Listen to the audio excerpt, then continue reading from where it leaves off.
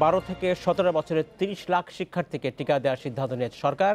বিশ্ব স্বাস্থ্য সংস্থার কাছ থেকে অনুমোদন পাওয়ার পরে এই সিদ্ধান্ত নেওয়া হয়।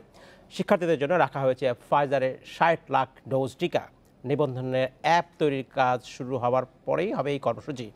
এইসব নিয়ে কথা বলতে বসুন্ধরা থেকে আমাদের সাথে যোগ দিচ্ছেন বঙ্গবন্ধু শেখ মুজিব মেডিকেল বিশ্ববিদ্যালয়ের ফার্মাকোলজি বিভাগের চেয়ারম্যান ডাক্তার সায়েদুর রহমান এবং ধানমন্ডি থেকে আমাদের সাথে আছেন আইডিসিআর এর উপদেষ্টা ডাক্তার মুস্তাক হোসেন। আপনাদেরকে স্বাগত জানাচ্ছি। ডাক্তার মুস্তাক হোসেন, আপনার কাছেই আমি প্রথমে জানতে চাচ্ছি, সরকার সিদ্ধান্ত নিয়েছে শিক্ষার্থীদের মধ্যে যাদের বয়স 12 থেকে 17 বছর তাদেরকে টিকার আওতায় আনা হবে এবং প্রথমে টার্গেট করা হয়েছে লক্ষ্যমাত্রা 30 লাখ শিক্ষার্থীকে টিকা দেওয়া হবে। এই যে 30 লাখ শিক্ষার্থীকে টিকা দেওয়া হবে, তাদেরকে কীভাবে বেছে নেওয়া হবে?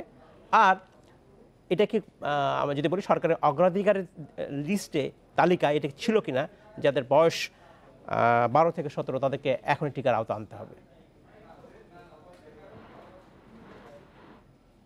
দেখুন, নিশ্চয়ই আমরা সকল ছাত্রছাত্রীকে টিকা দিতে, কারণ তারা নিরাপদ বোধ করেন এবং তাদের হয়। তবে আমাদের বৈজ্ঞানিকভাবে এগোতে হবে। বৈজ্ঞানিকভাবে অগ্রাধিকার তালিকায় যত কম, তাদের অগ্রাধিকার তালিকা থেকে তারা পিছিয়ে। সবচাইতে যাদের বেশি বয়স এবং কারণে সাধারণ মানুষের সাথে তাদের মিশতে হয়, যেমন সাংবাদিক, আইন শৃঙ্খলা বাহিনী, মাঠ কর্মী, তারা শিক্ষা প্রতিষ্ঠান খুলে দেওয়ার পরে যেহেতু ছাত্রছাত্রীরা শিক্ষা প্রতিষ্ঠানে আসছে, কিন্তু এই তালিকা অন্তর্ভুক্ত হয়েছেন। যদি আমাদের টিকা সহজলভ্য হতো তাহলে হয়তো এতদিন ছাত্রছাত্রীদের টিকা দেওয়ার বিষয়টা অনেক এগিয়ে যেত। এবং কিন্তু টিকা দেওয়ার বিষয়টা কিন্তু আমরা পরিপূর্ণভাবে নির্ভরশীল হচ্ছি যারা বিদেশ থেকে আমাদের যে টিকা আসছে তারা, এবং বিশ্ব স্বাস্থ্য সংস্থার কোভ্যাক্স থেকে। বিশ্ব স্বাস্থ্য সংস্থা কিন্তু বলেছে যে যারা ফ্রন্টলাইনার এবং যারা সবচেয়ে বয়স্ক তাদেরকে টিকা না দিয়ে তৃতীয় ডোজের টিকা দেওয়া কিংবা 18 বছরের নিচের বয়সীদেরকে টিকা দেওয়াটা ঠিক হবে না। সেটা সামাজিক যে সমতা, সেই সমতাকে বিঘ্নিত করবে। আমরা যদি বিশ্ব স্বাস্থ্য সংস্থার কোভ্যাক্স থেকে টিকা এনে বিশ্ব স্বাস্থ্য সংস্থার যে নীতিমালা তাকে যদি আমরা সম্মান না দেখাই, তাহলে সেক্ষেত্রে একটা জটিলতা হতে পারে। আমাদের মাননীয় স্বাস্থ্যমন্ত্রী কিছুদিন আগে জেনেভাতে বিশ্ব স্বাস্থ্য সংস্থার মহাপরিচালক এবং অন্যান্য কর্মকর্তাদের সাথে কথা বলেছেন এই বিষয়টা নিয়ে। নিশ্চয়ই তারা তাদের সঙ্গে একটা ইতিবাচক কথা বলেছেন, কারণ স্বাস্থ্যমন্ত্রী দেশে ফিরে এসে এই পরিকল্পনাটি এগিয়ে নিয়ে যাওয়ার জন্য ব্যবস্থা নিতে বলেছেন। যদি বিশ্ব স্বাস্থ্য সংস্থার এই বিষয়ে কোনো রকম সেই আপত্তি না থাকে এবং তারা যদি আমাদেরকে স্কুল ছাত্রদেরকে টিকা দেওয়ার জন্য, টিকা সরবরাহ করবার জন্য চেষ্টা করে থাকেন এবং বৈশ্বিকভাবে ছাত্রছাত্রীরা যদি ধন্যবাদ ডক্টর মুস্তাক। আমি আপনার কাছে ফিরে আসবো। আপনার কাছে আরেকটি প্রশ্ন নিয়ে আমি আসবো, সেটা হচ্ছে যে 12 থেকে 17 বছর শিক্ষার্থীদের যে টিকা দেওয়া হচ্ছে, প্রথমে দেওয়া হচ্ছে 30 লাখ শিক্ষার্থীকে। এটা আসলে কীভাবে বেছে নেবেন আপনারা? আমি এটা পরে আপনাকে শুনবো। তার আগে ডাক্তার সায়েদুর রহমান, আপনার কাছে জানতে চাচ্ছি যে আপনি কি মনে করেন এই মুহূর্তে টিকার যে প্রাপ্যতা খুব বেশি নিশ্চয়তা হয়েছে তা কিন্তু নয়, এখনই 12 থেকে 17 বছর শিক্ষার্থীদের টিকা দেওয়া দরকার ছিল কিনা? কারণ তারা তো সেই অর্থে খুব বিপদগ্রস্ত বয়স গ্রুপের মানুষ নয়।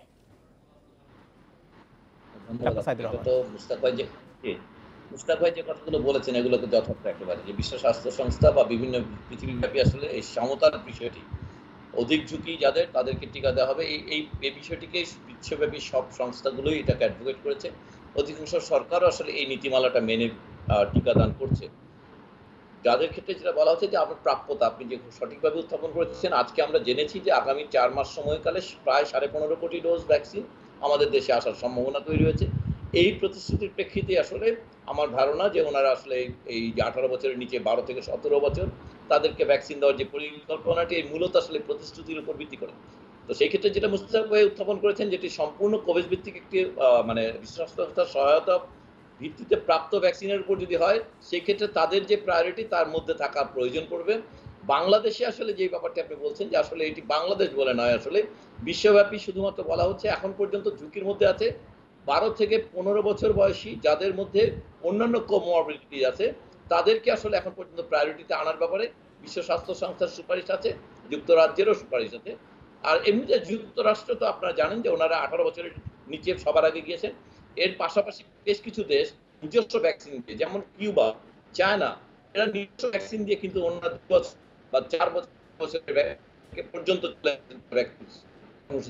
করে, যেটা মূল ব্যাপার। তার মানে আসলে যে সকল রাষ্ট্র নিরাপদ প্ল্যাটফর্মের উপর তৈরি করা গবেষণা নিজের সমাপ্ত করে বাচ্চাদের, তাই সাধারণত বাচ্চাদের মধ্যে গেছে। এর বাকিরা যারা যাচ্ছে মূলত এখন পর্যন্ত একটি মাত্র ভ্যাকসিনের ফাইজার বায়োএনটেক সবাই জানি আমরা যে বিশ্ব স্বাস্থ্য সংস্থা এটিকে সুপারিশ ভ্যাকসিনগুলো গবেষণা চলছে। এই মুহূর্তে শিশুদের মধ্যে গবেষণা চলছে প্রায় 100-র উপরে, সব মিলিয়ে ভ্যাকসিন নিয়ে ক্লিনিক্যাল প্রায় 900। আসলে এই গবেষণাগুলোর ফলাফলের আগে ঢালাও সিদ্ধান্ত নেওয়ার পক্ষপাতী না। দ্বিতীয়ত আসলে ঝুঁকি বিবেচনাতে আপনি যেটা বলছেন সেটাও সঠিক। ঝুঁকির দিক থেকে আসলে এই 12 থেকে 17 বছর বয়সীরা তুলনামূলকভাবে অবশ্যই সকল অন্যান্য বয়সী মানুষদের চেয়ে কম ঝুঁকিতে থাকবেন, কিন্তু যদি সংগ্রহ করা যায় তাদেরকে দেওয়াটা অবশ্যই একটা রাষ্ট্রের দায়িত্ব। ধন্যবাদ জনাব রহমান। আমি ডাক্তার মুস্তাকের কাছে যেতে চাচ্ছি। আপনার কাছে প্রশ্ন ছিল যে 30 লক্ষ শিক্ষার্থীকে দেওয়া হবে। আসলে শিক্ষার্থী যদি বলি 12 থেকে 17 বছর শিক্ষার্থীর সংখ্যা তো অনেক, কোটির বেশি হবে। কিভাবে বাছাই করা হবে, কাকে আগে দেওয়া হবে? এক্ষেত্রে শিক্ষা প্রতিষ্ঠানের মাধ্যমে নিবন্ধনটা করতে হবে। যদিও আমরা আশা করি যে সরকারের যে লক্ষ্য যে এই বয়সী সবাই স্কুলে যাবে, স্কুল গোয়িং, এবং তাদেরকে সবাই বিনামূল্যে তাদেরকে প্রাথমিক শিক্ষা দেওয়ার সরকারি সিদ্ধান্ত আছে, এবং বিশেষ করে মেয়েদেরকে তাদের স্কুলে পোশাক দেওয়া হয়। আশা করা যায় যে সবাই এখানে ছাত্র, সেক্ষেত্রে সংখ্যাটা কিন্তু অনেক বেশি হয়, কোটি ছাড়িয়ে যায়, 30 লাখে থাকে না। তো সেক্ষেত্রে শিক্ষা প্রতিষ্ঠানের মাধ্যমে যদি নিবন্ধন করেন, জন্ম নিবন্ধন, যেটা অবশ্যই শিক্ষা প্রতিষ্ঠানে ভর্তি হতে গেলে জন্ম নিবন্ধন প্রয়োজন হবে। শিক্ষা প্রতিষ্ঠানের মাধ্যমে যদি নিবন্ধন হয় তবে আমি বলবো সুবিধাবঞ্চিত মানুষ, বসতি এলাকায় বা নিম্ন স্কুলগুলো আছে, এর মধ্যে অন্য লোক সংখ্যা বেশি, যেটি প্রফেসর সাইদুর রহমান যেমন বা অন্যান্য শিল্পীরা থাকতে পারে স্কুলের ছাত্রদের, তাদেরকে নিবন্ধন করা দরকার। এটা আসলে দরকার। যারা অপেক্ষাকৃত সুস্থ আছেন তাদের একটু পরে দিয়ে চলবে।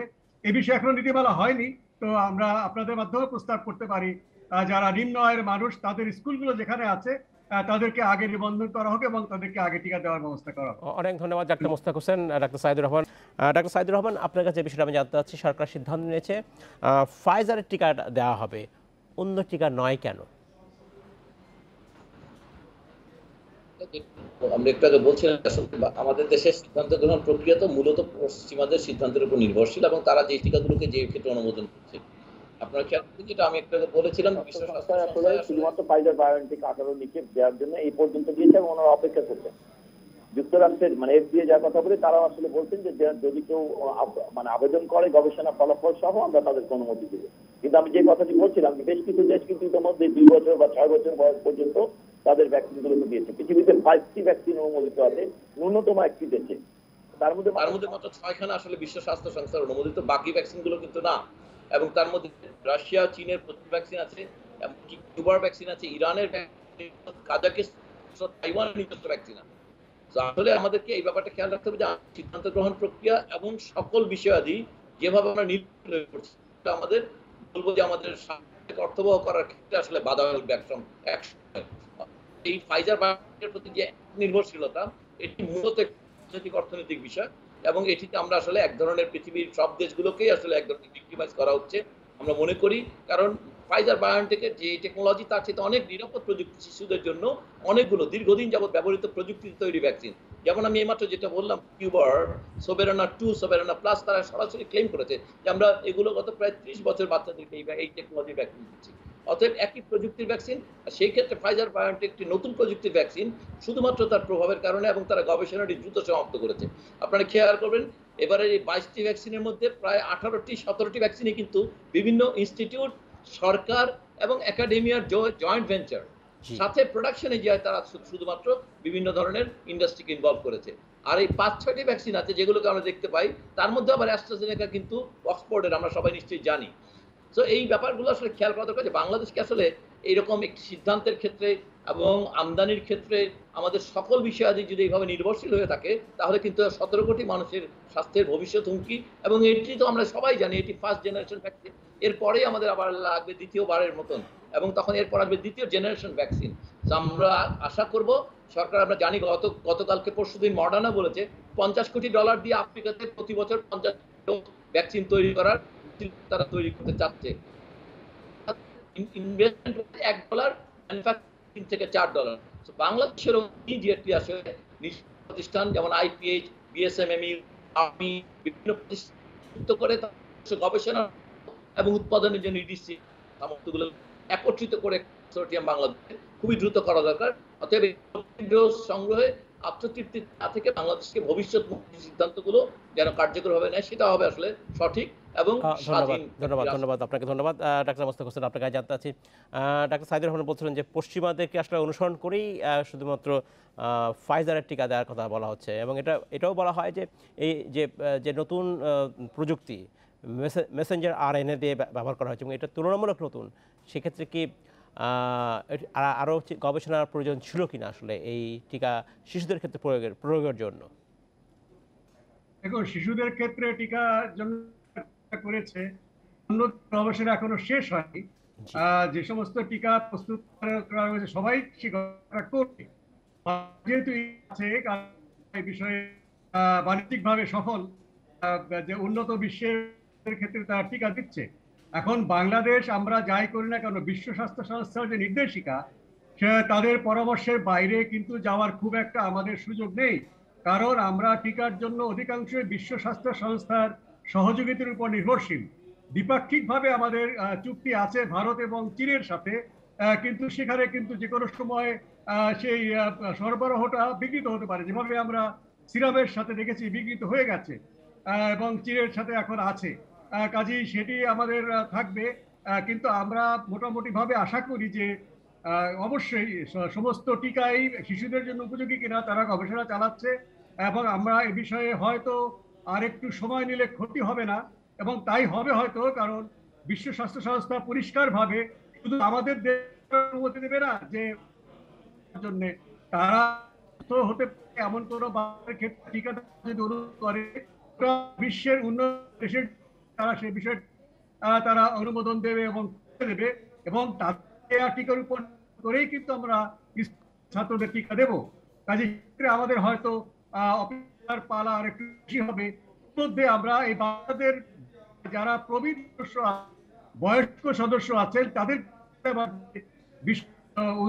দরকার, এবং স্কুলে কারণ যারা হওয়া এবং সংক্রমণ ছড়ানো, যদি সিনিয়র সিটিজেন থাকে তাদের ঘরে, তাদের ঝুঁকিটা সবচাইতে বেশি। কাজেই এই দিকেও আমাদের নজর দেওয়া দরকার, এবং আমাদের যে টিকাদান কর্মসূচি PI, তারা কিন্তু সবসময় ইউনিসেফ এবং WHO তাদের সহযোগিতায় এই কাজটি করে থাকে, এবং নীতিমালার বাইরে তারা কোনো কাজ করবে বলে আমরা জানি না। ধন্যবাদ ডাক্তার মোস্তাক হোসেন, ধন্যবাদ ডাক্তার সাইদুর রহমান, আপনাদেরকে আমাদের সাথে থাকবার জন্য। আমরা ভবিষ্যতে আবার কথা বলবো আপনাদের সাথে।